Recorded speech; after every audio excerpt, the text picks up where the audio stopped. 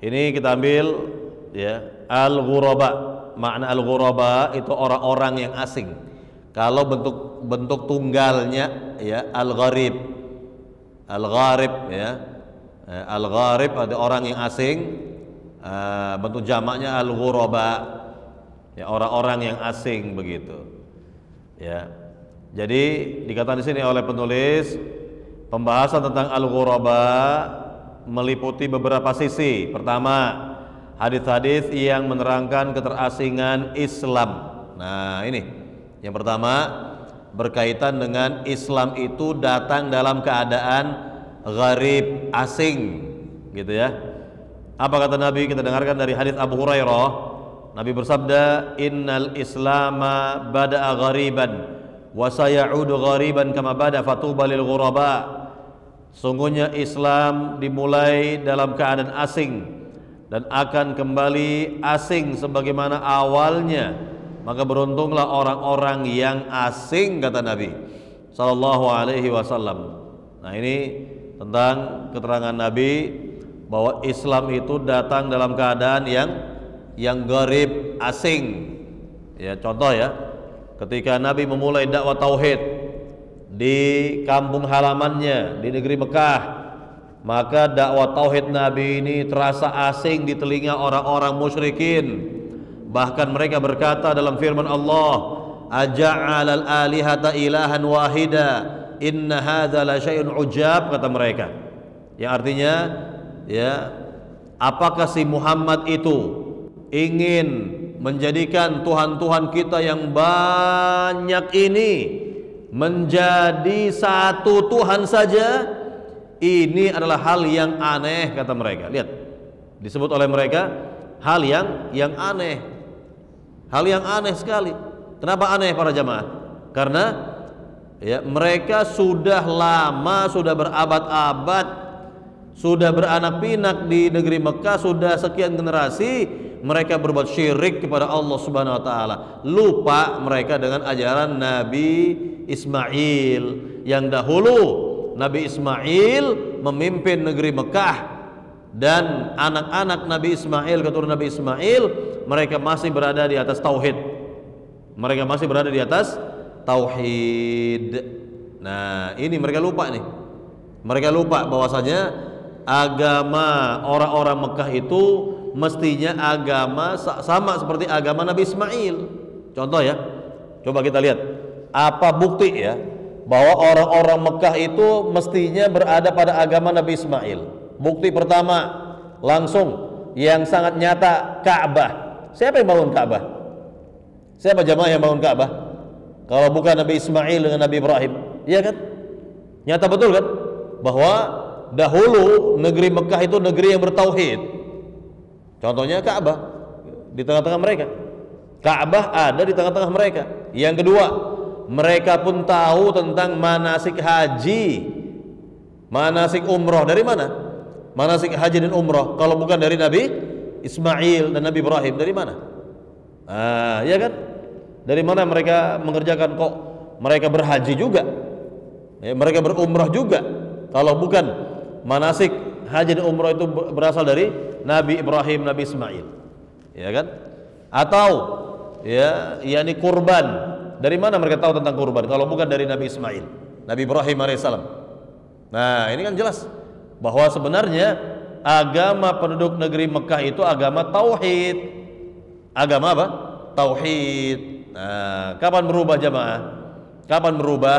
Yaitu ya pada tokoh Mekah di masa dahulu yang bernama Amr bin Luhai al-Khuzai. Siapa namanya? Amr bin Luhai al-Khuzai. Nah, orang ini bawa satu berhala dari negeri Syam ke negeri Mekah, dan karena dia pemimpin negeri Mekah di masa itu, ya, Sayyid Muta', pemimpin yang ditaati kan gitu ya, maka mereka perintahkan kepada orang-orang Mekah di masa itu, selain mereka beribadah kepada Allah, juga beribadah kepada berhala ini. Lama kelamaan, nah ini permasalahannya, lama kelamaan berhala yang ada semakin banyak, bahkan yang ada di Ka'bah dan sekitar Ka'bah ada yang mengatakan 360 patung atau berhala. Sampai seperti itu para jamaah. Sampai seperti itu kan begitu ya. Jadi pada dasarnya penduduk negeri Mekah itu ya dahulunya mereka berada di atas tauhid, di atas agama tauhid, agama Islam. Kemudian berubah dan berubah ya. Makanya ketika Nabi mendakwakan tauhid di kampung halamannya sendiri, maka dakwah tauhid ini asing di telinga orang-orang musyrikin. Asing betul. Asing betul itu. Ya, sehingga mereka mengatakan ya dalam firman Allah tadi, aja'alal alihata ilahan wahida inna hadza la syai'un ujab. Apakah si Muhammad itu ingin menjadikan Tuhan-Tuhan kita yang banyak ini menjadi satu Tuhan saja? Ini adalah hal yang aneh kata mereka. Hal yang aneh, dianggap aneh oleh orang-orang musyrikin. Nah, inilah keterasingan. Menjadi apa? Asing betul dakwah tauhid di masa itu. Kemudian Nabi katakan lagi tadi, ya wa sayaudu ghariban kama bada, dan akan menjadi asing lagi nanti di akhir zaman. Kita lihat di zaman sekarang saja, kalau ada orang mendakwakan dakwah tauhid di zaman sekarang, ini dicela, ini dihina. Kok zaman sekarang masih mendakwakan tauhid? Orang sudah pergi ke bulan. Bayangkan, orang sudah pergi ke bulan katanya. Dia nggak paham bahwa tauhid ini harus ada dalam hidup kita, sepanjang hidup kita, sepanjang hayat kita harus ada di diri kita, agar kita tidak tercemar ibadah kita ini dengan syirik, dengan noda syirik, ya kan? Dan ini sangat kita sesalkan orang berkata seperti itu, karena dia tidak paham hakikat dari tauhid, hakikat dari ilmu tauhid, dan bahaya syirik itu sendiri. Nggak paham. Makanya lihat, kebanyakan atau yang justru berbuat syirik kepada Allah Subhanahu wa taala di zaman sekarang siapa? Siapa?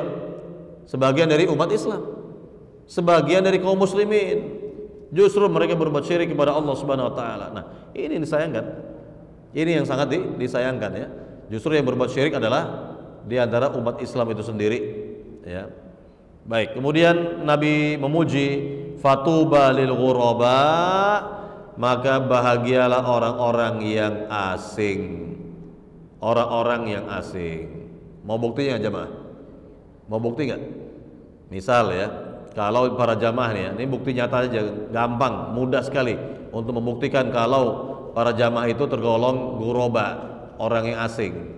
Coba ya, jamaah yang sudah mempelajari sifat sholat Nabi, sudah mempraktekkan sifat sholat Nabi, pergi ke masjid-masjid umum kaum muslimin, lihat sendiri gimana gerakan sholat kita, gimana gerakan sholat orang-orang di samping kanan kiri kita, depan belakang kita, apakah sama atau tidak? Tentu beda ya. Sepertinya gerakan sholat kita ini terasa asing ya. Gerakan sholat seperti sholat Nabi itu akan terasa asing dilihat oleh orang, kan gitu. Asing betul ya.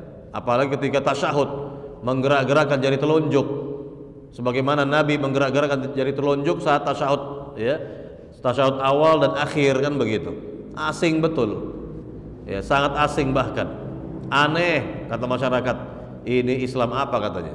Islam apa katanya? Jadi inilah berkaitan dengan keterasingan ya sunnah Nabi di zaman sekarang, keterasingan dakwah tauhid di zaman sekarang ya. Jadi sekali lagi jangan kaget kalau dakwah sunnah di zaman sekarang ini masih terasa asing pada sebagian umat Islam itu sendiri ya.